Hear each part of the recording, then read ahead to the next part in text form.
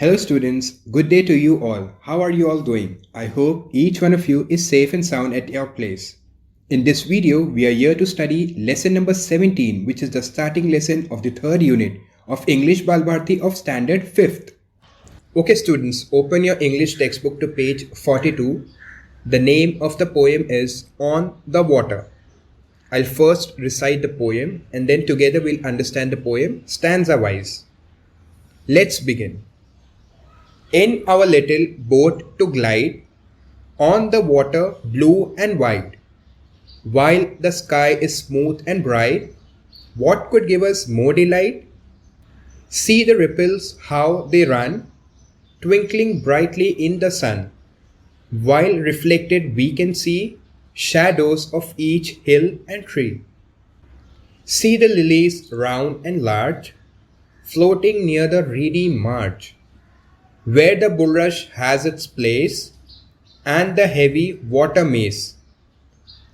See the great green dragonfly, and the swallow skimming by. See the fishes spring and gleam, ere they splash into the stream. See the bright kingfisher too, dart a gleam of green and blue. These are all around our boat, on the water whilst we float. अब हम इस poem को stanza wise detail में understand करते हैं.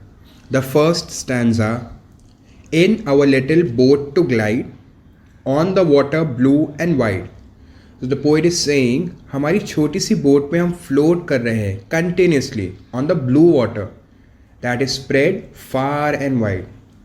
Glide means move with a smooth quite continuous motion. तो poet वही कह रहे हैं कि वो अपनी बोट में कंटिन्यूसली ट्रैवल कर रहे हैं ब्लू वाटर पे जो दूर दूर तक फैला हुआ है. While the sky is smooth and bright what could give us more delight. तो यहाँ पोएट कह रहे हैं स्काई में क्लाउड्स बिल्कुल भी नहीं है. इट मीन्स स्काई क्लियर है एंड ब्राइट है. Means it is a clear bright and sunny day. इतने अच्छे नेचर में रिवर में एक बोट में ट्रैवल करने से ज़्यादा और अच्छा क्या हो सकता होगा. पोएट वही कहना चाह रहे हैं. Second stanza, see the ripples how they run, twinkling brightly in the sun. Water में जो स्मॉल वेव्स बनती है उसे रिपल्स कहते हैं. So here the poet is saying कि वो वेव्स कैसे फार फार तक दूर तक ट्रैवल कर रहे हैं. ये रिपल्स या तो विंड के वजह से बन रहे हैं या तो बोट ट्रैवल कर रही है उसके वजह से रिपल्स बन रहे हैं. ये जो रिपल्स बन रहे हैं ये रिपल्स ब्राइट सन में शाइन कर रहे हैं एंड वो सनशाइन की वजह से हमें उसमें आसपास के ट्रीज और हिल्स के शैडोज दिख रहे हैं. Third stanza, see the lilies round and large floating near the reedy मार्ज.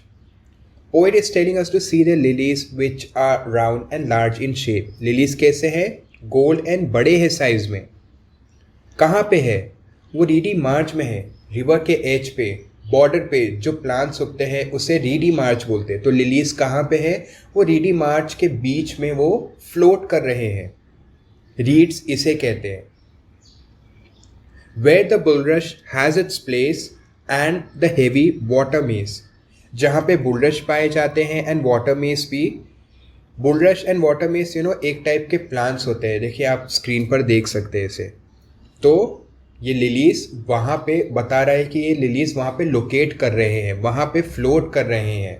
तो पोएट बोट से ट्रैवल करते वक्त जहाँ जहाँ जो चीज़ देख रहा है वो डिटेल में हमें एक्सप्लेन कर रहा है. तो अभी उसने लिलीज देखा जो बहुत उसे खूबसूरत लगे तो उसके बारे में बता रहे कि लिलीज कैसे हैं, लिलीज कहाँ पे देखा उसने. ठीक है, अभी आगे देखते हैं. Next stanza, see the great green dragon fly and the swallow skimming by. Poet अब हमें एक ग्रीन ड्रैगन फ्लाई देखने को कह रहा है. ग्रेट ग्रीन ड्रैगन फ्लाई, वो बहुत बड़ा सी है और वो ग्रीन कलर का है जो अक्सर होता है. अब ड्रैगन फ्लाई किसे कहते हैं आप तो जानते ही होंगे. And the swallows skimming by. Next line, वो स्वॉलो को, अब स्वॉलो एक टाइप की बर्ड्स होती है जो अक्सर पानी के ऊपर की तरफ ही पाई जाती हैं, वहाँ पे ही वो उड़ती हैं, ट्रैवल करती हैं. तो वो उसे स्किम करते हुए देख रहा है. अब स्किमिंग क्या होता है? इस पोएम में स्किमिंग मतलब वो पानी के ऊपर ट्रैवल कर रहा है और हल्का हल्का पानी को टच करते हुए जा रहा है. तो स्वॉलोज को स्किमिंग करते दिख रहा है. वो स्किमिंग क्यों कर रहा है? मे बी वो कुछ फिशेस कैच करने की कोशिश कर रहा है, इसलिए वो वाटर के ऊपर स्किम कर रहा है. Next line. See the fishes spring and gleam ere they splash into the stream. And then the poet is saying कि वो fishes jump कर रही है and बहुत gleam कर रही है. Gleam means shine कर रही है. तो जिस वक्त वो छलांग लगाती है पानी से तो इतनी शाइनी होती है. वो शाइन किस लिए कर रही है?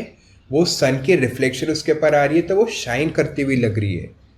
Gleam ere they splash into the stream. अब जब फिशेस छलांग लगाती है तो फौरन से वो पानी में वापस चले जाती हैं. तो वही बोल रहा है, they splash into the stream again.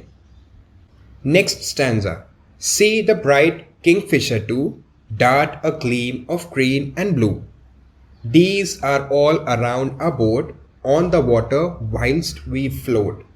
Lastly poet again हमें एक किंगफिशर दिखा रहे हैं और कह रहे हैं कि वो एक किंगफिशर देख सकते हैं. Kingfisher is again a type of a bird that you can see on the screen.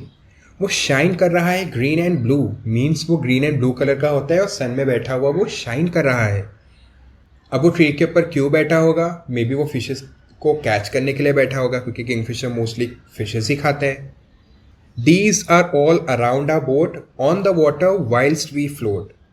वो वाटर में पोएट फ्लोट करते हुए जो भी देख रहे हैं उसे हमें डिटेल में बता रहे हैं कि वो क्या क्या ब्यूटीफुल चीज़ें आसपास देख रहे हैं और हर एक चीज़ों के बारे में डिटेल में हमें बता रहे हैं ताकि हमें इस तरह से फीलिंग आए कि हम खुद उस बोट में ट्रैवल कर रहे हैं और उस चीज़ का हमें मज़ा दे रहे हैं. एक एक चीज़ को छोटी छोटी डिटेल में बता करके वो हमें बहुत अच्छा फील करा रहे हैं. हमें नेचर की टाइनी टाइनी डिटेल्स दे रहे हैं जिसे हम अक्सर ही आसपास देख करके भी हम थोड़ा ध्यान नहीं दे पाते. तो ऐसे बता रहे हैं कि इसके कलर्स ऐसे हैं, वो इस तरह से काम कर रहा है, उस तरह से वो दिख रहा है. तो इस पोएम में पोएट की बताई हुई जो भी छोटी छोटी डिटेल है और जो भी एक तरह से वो अपनी सीनरी डिटेल में एक्सप्रेस कर रहे हैं. जब उनकी बोट जितनी भी ट्रैवल कर रही है आसपास जो भी वो देख रहे हैं वो हमें बता रहे हैं. बच्चों वो अपना इमेजिनेशन पावर इन्हांस करना चाह रहे हैं ताकि हम ये सब चीज़ें इमेजिन करें और उस चीज़ को हम समझ सके कि वो क्या बताना चाह रहे हैं. Got it students? I hope you enjoyed studying this beautiful poetry. Wasn't it a nicely described one? अब स्टूडेंट्स जैसे कि आप सबने पोइट्री को बहुत अच्छी तरह से समझ लिए हो, let's have a quick test to see how much you have understood. The link for the test is in the description box below the video. All you have to do is to follow the 3 steps. Step 1 is to find the link in the description box below. Step 2 is to open the link and solve all the questions given. Step 3 is to submit the test and see how much marks you have scored. You have to write your score in the comment section below the video. And you're done. In the next video, we'll study the next chapter, Weeds in the Garden. ठीक है बच्चों? If you have understood the poetry, like the video and share it with your school and tuition friends. And subscribe करो next videos के लिए. Alright then, stay safe and continue learning with Sheikh Academy. See ya.